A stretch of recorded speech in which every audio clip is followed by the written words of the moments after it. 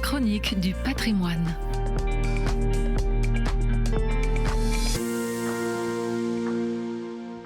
Nous partons à Egisheim, au sud de Colmar, un village viticole réputé pour son caractère touristique.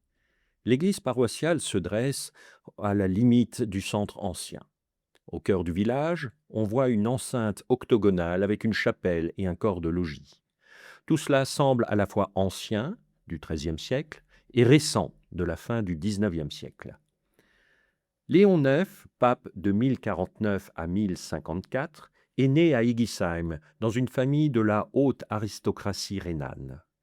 Certes, Dabo, en Moselle, revendique également cette paternité, mais la vie du pape Léon l'affirme sans contestation, c'est bien à Egisheim que Léon est né.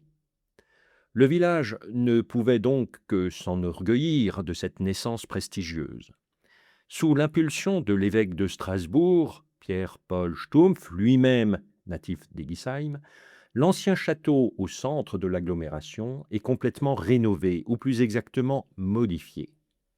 On conserve le mur d'enceinte, on reconstruit sur des fondations anciennes le logis, mais on arrase le donjon central octogonal et on construit une chapelle de style néo-romane entre 1888 et 1894. L'architecte Charles Binkler, surnommé le Violet-le-Duc alsacien, est à la manœuvre. C'est une large nef qui se présente aux visiteurs, nef précédée d'un narthex, et sur laquelle se greffe un petit chœur. Le décor intérieur montre des peintures qui racontent la vie du pape, scène inspirée de la vie de Léon, qui a été écrite en partie du vivant de ce pontife.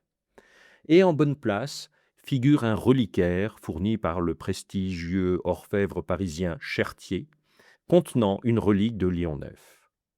Assurément, la communauté villageoise d'Egisheim a mis les moyens pour honorer la personnalité d'un pape qui avait lancé, dès son élection, le mouvement appelé du nom de son successeur Grégoire, la réforme grégorienne.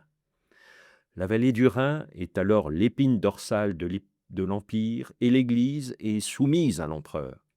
Par cette réforme, elle acquiert son indépendance vis-à-vis du politique à partir du XIIe siècle, non sans lutte ni difficulté.